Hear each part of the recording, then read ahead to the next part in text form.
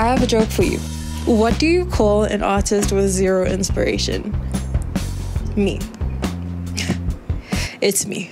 I have not felt a single ounce of inspiration for a long time, and it has been driving me up the walls. I want to be a better artist. I'm eager to let my creativity run wild, but the blank canvas refuses not to be blank. In all honesty, I started to avoid anything art related because I felt so guilty that I wasn't improving myself. After 4 years of art school and I still stand here uninspired.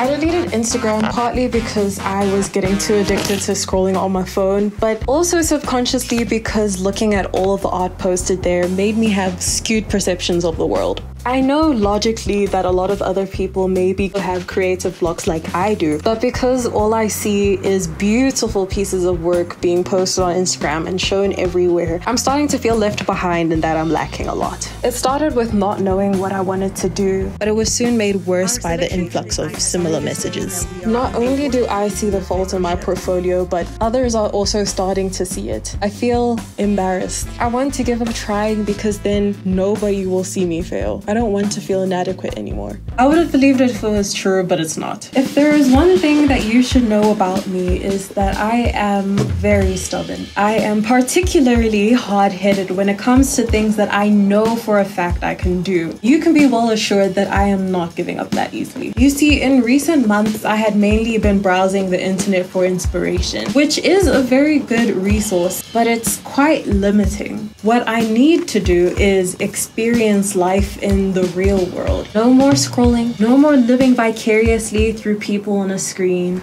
which means we're going outside. We're running out of time. You can rule illumination if we can keep the night. I went to a studio market to simply get out of the house and be in a new setting as well as reconnect with my friends. Walking past hundreds of different families, seeing several artists, craftsmen, creatives and people just running their passion projects reminded me that there are so many diverse stories being written each day outside of my own.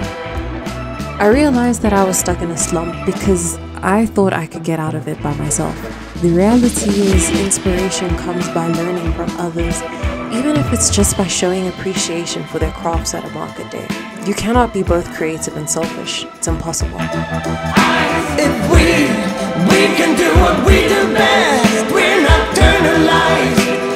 Oh, and you can take your angel friends on the magic ride. Yeah, we can do what we must do to keep the dream alive.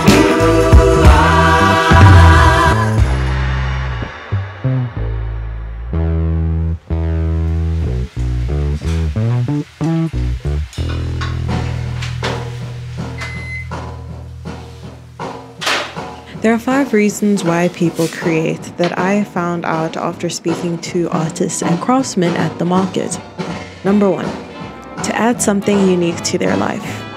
Number 2, to see what is possible and push it to the limits. Number 3, to enjoy the science behind their craft. Number 4, simply for joy.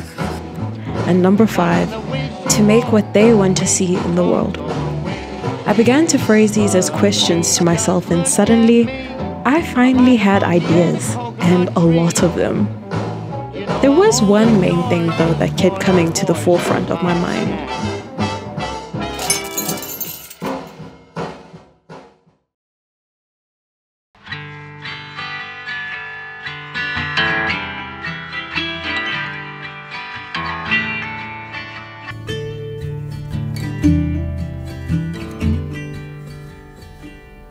Rusty red on her shoulder, I was cleaning her shoe when it clicked on the trot over in the bright morning dew. We brushed and we braided dandelions and chewed. It was a mutual arrangement we both saw into.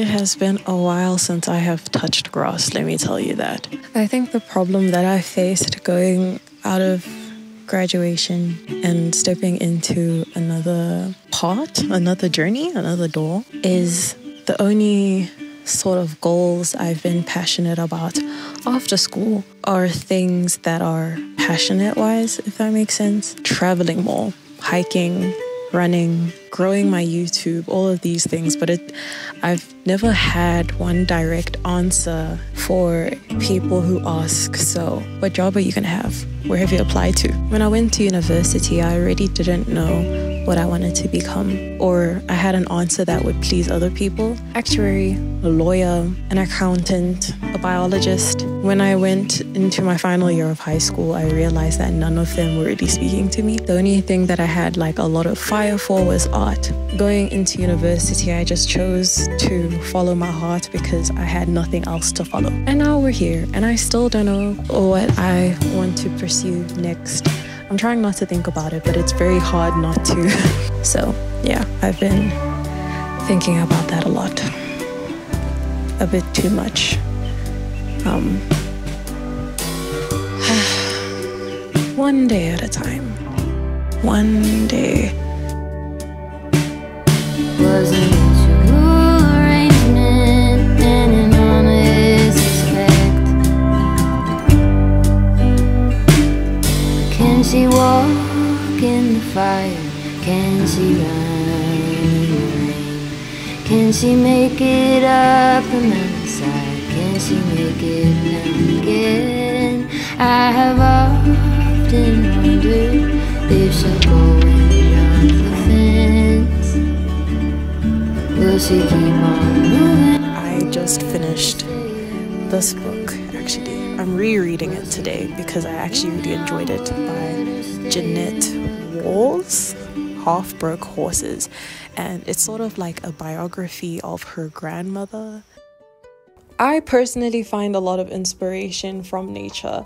For the longest of time, I have been obsessed with trees and forests. I have always wanted to have a cabin in the woods when I grow up. And after going to the market day where there were open studios, it made me a lot more excited to fall back onto what I personally enjoy. What fell? Hello? How's it, guys? Can you please stick together in it? I mixed Afrikaans and British. I don't know how to do that. And failed at both of them. I didn't really think of using my love for nature as wow.